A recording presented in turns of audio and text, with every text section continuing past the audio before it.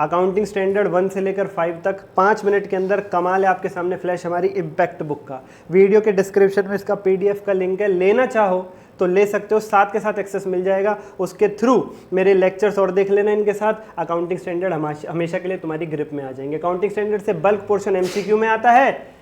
इस वीडियो से अगर मुझे 200 सब्सक्राइबर्स मिलते हैं, मैं अकाउंटिंग स्टैंडर्ड्स की रिवीजन तो करा ही रहा हूँ, इसके थ्रू जो MCQs आने वाले हैं टॉप सेलेक्ट करके ICAI के बुकलेट और PYQ से वो भी चैनल पे डाल दूंगा। सब्सक्राइब करो, शेयर करो, तुम्हारे अंदर इतनी ताकत है, जल्दी 26,000 पूरे कराओ।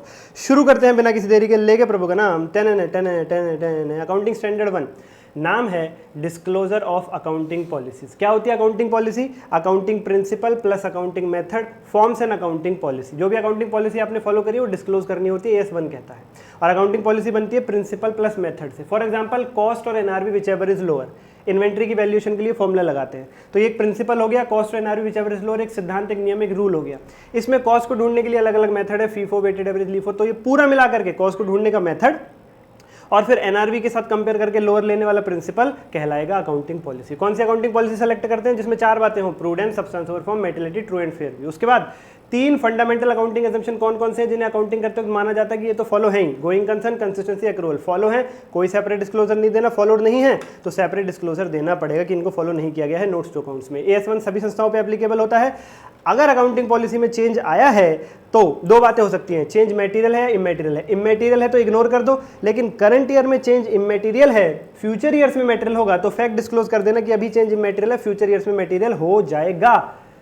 लेकिन अकाउंटिंग पॉलिसी में चेंज करने की वजह से फाइनेंशियल स्टेटमेंट्स पे जो इफेक्ट पड़ रहा है वो इफेक्ट अगर मटेरियल है तो 2 बातें होंगी, उसका अमाउंट भी पता है या नहीं पता। अमाउंट पता है तो अमाउंट डिस्क्लोज करो, अमाउंट नहीं पता तो फैक्ट डिस्क्लोज करो कि अकाउंटिंग पॉलिसी में चेंज हुआ है, चेंज मटेरियल है पर हमें अमाउंट नहीं पता। AS2 valuation of inventories. Inventory यानी स्टॉक 3 प्रकार का होता है, raw material, work in progress, finish goods. Work in progress और फिनिश गुड्स की वैल्यूएशन का फॉर्मूला है कॉस्ट और net realisable value whichever is lower, और लोअर लेना होता है आइटम बाय आइटम बेसिस पर। यानी 3 इन्वेंट्री है PQR, तीनों की अलग अलग क्वेश्चन ने कॉस्ट भी दे दी, NRV भी दे दी, तो तीनों का अलग अलग लोअर लेना, पहले P का लोअर, फिर Q का लोअर, फिर R का लोअर, कॉस्ट और NRV का, फिर टोटल मारना, ना कि टोटल कॉस्ट तीनों की और टोटल NRV करके फिर लोअर लेना, ऐसा नहीं करना। अच्छा, कॉस्ट और NRV which ever is lower लगाने के लिए कॉस्ट चाहिए जो कभी क्वेश्चन में गिवन होती है, कभी हमें खुद ढूंढनी पड़ती है, ऐसे ही NRV। तो इनका फॉर्मूला है कॉस्ट का basic purchase price minus discount plus non refundable taxes plus directly attributable cost. पहले डिस्काउंट माइनस होगा फिर टैक्सेस ऐड होंगे, पहले टैक्स ऐड करके डिस्काउंट दोगे तो टैक्स में से डिस्काउंट माइनस हो जाएगा। सरकार के टैक्स में से तुम कैसे डिस्काउंट दे सकते हो? और नॉन रिफंडेबल वाले टैक्स ही कॉस्ट में आएंगे, जो टैक्स रिफंड ही हो जाने वाले वो कॉस्ट कैसी। और डायरेक्टली एट्रीब्यूटेबल कॉस्ट का मतलब फ्रेट, पैकिंग, ये सब वगैरह। NRV निकालने का formula estimated selling price minus estimated further cost minus estimated selling expenses. ठीक है सर। और कॉस्ट के फॉर्मूले में 4 चीजें नहीं आती, 80, ASSI 80। A से एबनॉर्मल लॉस, S से storage cost except when part of production process, again S से सेलिंग एंड डिस्ट्रीब्यूशन कॉस्ट और I से इंटरेस्ट कॉस्ट। यानी डायरेक्टली एट्रीब्यूटेबल कॉस्ट के अंदर जब कॉस्ट निकालेंगे इन्वेंट्री की, उसमें फॉर्मूला लगाएंगे basic purchase price minus discount plus non refundable tax plus directly attributable cost. तो उसमें 4 चीज़ें कभी मत लेना है, normal loss, selling and distribution cost, storage cost और इंटरेस्ट कॉस्ट। हाँ, अगर storage cost part of production process है तो ले लो कॉस्ट में, इंटरेस्ट भी कॉस्ट में आ जाएगा अगर प्रोडक्शन प्रोसेस लॉन्गर है। ये बात हो गई वर्क इन प्रोग्रेस और फिनिश गुड्स की समाप्त। अब रॉ मटेरियल की वैल्यूएशन डिपेंड करती है फिनिश गुड्स पर। रॉ मटेरियल जिस फिनिश गुड्स में यूज होने वाला है, अगर वो फिनिश गुड्स लॉस पर बिकेगा, ऐसा अनुमान है वो लॉस पर बिकेगा, तो रॉ मटेरियल की वैल्यूएशन रिप्लेसमेंट प्राइस पे होगी, अदरवाइज कॉस्ट प्राइस पे होगी। I repeat again, raw material की वैल्यूएशन डिपेंड करती है फिनिश गुड्स पे। रॉ मटेरियल जिस फिनिश गुड्स में यूज होने वाला है वो फिनिश गुड्स अगर लॉस पे बिकने का अनुमान है तो रॉ मटेरियल की वैल्यूएशन रिप्लेसमेंट प्राइस पे होगी, और अगर फिनिश गुड्स लॉस पे नहीं बिकेगा, या तो कॉस्ट पे बिकेगा बराबर या फिर प्रॉफिट पे बिकेगा, तो रॉ मटेरियल की वैल्यूएशन कॉस्ट प्राइस पे होगी। AS4 का नाम है contingencies and events occurring after the balance sheet date. मतलब जैसे मान लो 31 मार्च है, 31 मार्च को बच्चा पार्टी हमारे फाइनेंशियल स्टेटमेंट्स बनते हैं, लेकिन बनने के बाद मीटिंग होकर के उनको अप्रूव कराना, उन पर साइनिंग कराना, ये एक अलग प्रक्रिया होती है, तो साइनिंग में थोड़ा समय और लग जाता है। यानी बैलेंस शीट डेट होती है 31 मार्च और साइनिंग उस पर होने के लिए मीटिंग प्रोसेस वगैरह में थोड़ा टाइम और लग जाता है। फॉर एग्जांपल 30 जून उठा लेते हैं, तो बैलेंस शीट डेट और साइनिंग डेट दोनों अलग अलग होती है। बैलेंस शीट डेट होती है 31 मार्च, फाइनेंशियल स्टेटमेंट की डेट होती है 31 मार्च, उन पे साइनिंग की डेट होती है कोई कुछ टाइम बाद की डेट। फॉर एग्जांपल हमने 30 जून ले लिया, तो 31 मार्च यानी फाइनेंशियल स्टेटमेंट डेट और 30 जून यानी उस पर साइनिंग की जो डेट है, उनके बीच में घटने वाली घटनाओं पर, घटने वाले इवेंट्स पर अकाउंट।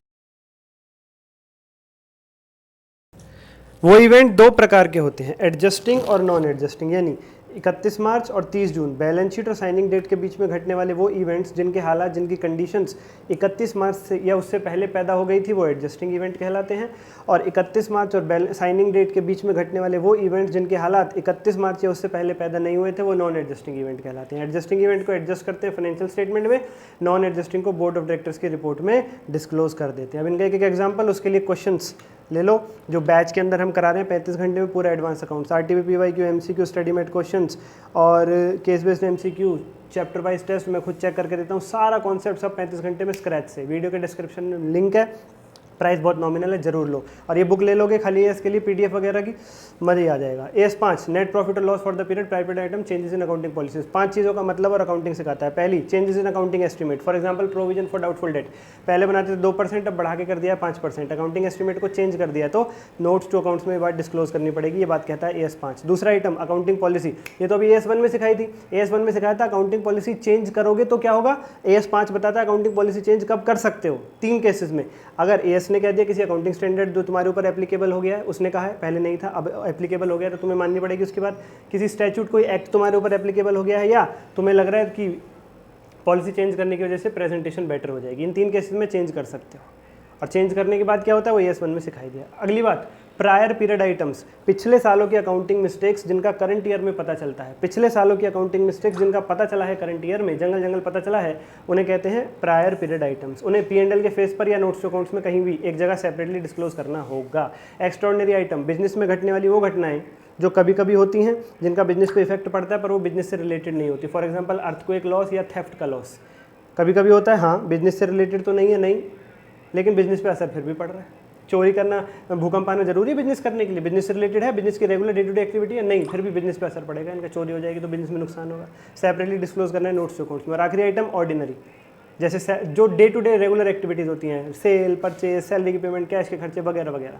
ऑर्डिनरी में नॉर्मल आइटम है, कुछ भी इसको सेपरेटली डिस्क्लोज नहीं करना। पर अगर कोई ऑर्डिनरी आइटम ऐसा है जिसका नेचर और साइज बदल गया है तो वो कहलाएगा ऑर्डिनरी एक्सेप्शनल, सेपरेटली डिस्क्लोज करना पड़ेगा नोट्स टू अकाउंट्स में। एग्जांपल, सैलरी पेड रिट्रोस्पेक्टिवली, आपने सैलरी की पेमेंट करी रिट्रोस्पेक्टिवली, तो यूँ तो सैलरी नॉर्मल आइटम है, हर साल पे होता है, ऑर्डिनरी नॉर्मल है, उसका कुछ नहीं करना होता। पर इस बार आपने उसका नेचर और स्कोप बढ़ा दिया है, बदल दिया है, तो वो कहलाएगा ordinary exceptional, separately notes to accounts में डिस्क्लोज होगा। लाइक, सब्सक्राइब, कमेंट और ये PDF AS तुम्हारे, सब्सक्राइब कर दोगे, MCQ भी डालूंगा।